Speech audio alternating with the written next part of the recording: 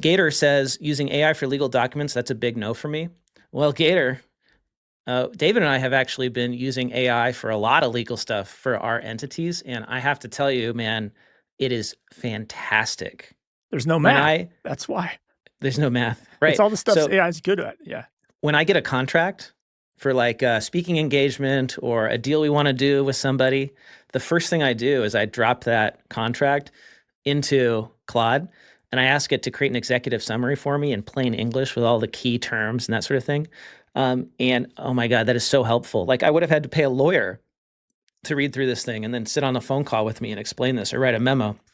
And now I don't really have to do that to get the first pass. Now, if it's something really important, am I going to run it by an attorney? Yes.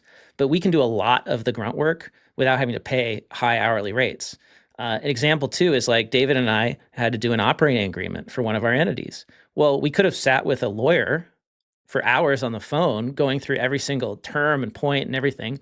But what David and I did instead, David, why don't you describe what we did? Yeah. So we basically had ChatGPT interview us and asked us, what do you, transfer of ownership?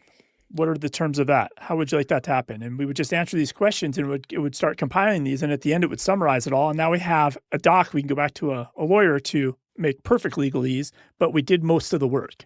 All that interview, like you said, it's the onboarding, the interviewing, all these things that the questionnaire. That you go back, you have to email 7 times back and forth with your lawyer. And that's where it gets expensive versus here's this, create the legal docs. That's all you want to do. Gator says, both of your examples aren't making the actual legal doc, just simplifying the data gathering phase. Actually, Gator, apologies if I wasn't clear, we used it to draft the operating agreement, the first draft of it. So based on a template. So it actually created the operating agreement with the signatures, with the opening, everything. So I'm going to run that, we run that by an attorney, but it gets it like 90% of the way there, so that the review process is what's left.